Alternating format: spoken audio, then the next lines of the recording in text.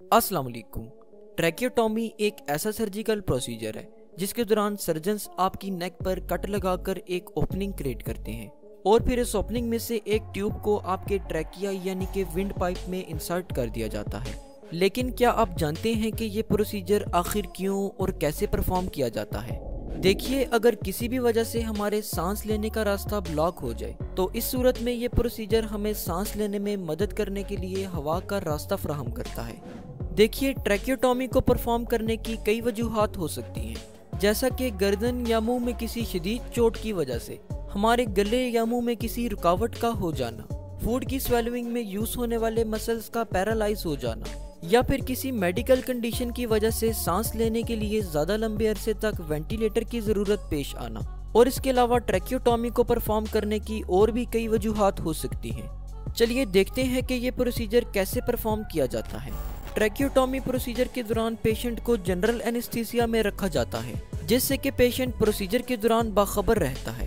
कुछ केसेस में सर्जन्स नेक और थ्रोट को नम करने के लिए लोकल एनेस्थीसिया का यूज करते हैं। सर्जन्स पेशेंट की नेक के लोअर फ्रंट पार्ट पर एक इंसिजन क्रिएट करते हैं। इसके बाद सराउंडिंग मसल्स को बहुत एहतियात से पीछे हटाया जाता है। इसके बाद सर्जन्स थायराइड ग्लैंड के स्मॉल पोर्शन को कट करते हैं, जिससे कि पेशेंट का विंड पाइप यानी कि ट्रैकिया एक्सपोज हो जाता है। सर्जन्स विंड पाइप में ट्रैकियोस्टॉमी होल क्रिएट करते हैं और फिर ट्रैकियोस्टॉमी ट्यूब को इस होल के अंदर इंसर्ट कर दिया जाता है। ट्रैकियोटॉमी ट्यूब को इंसर्ट करने के बाद ट्यूब को एक बैंड के जरिए से गर्दन के साथ बांध दिया जाता है। ये ट्यूब को एक ही जगह पर रखने में मदद करता है।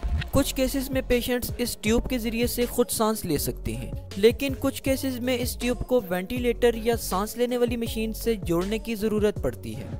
अगर ट्रैकियोटॉमी टेम्परेरी तौर पर परफॉर्म की गई हो तो फिर ट्रैकियोटॉमी ट्यूब को उस वक्त रिमूव कर दिया जाता है जब उसकी मजीद जरूरत ना हो।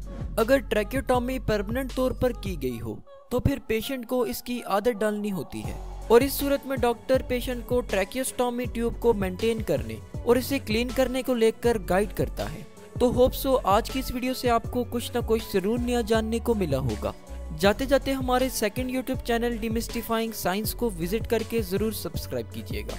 शुक्रिया, अल्लाह हाफिज।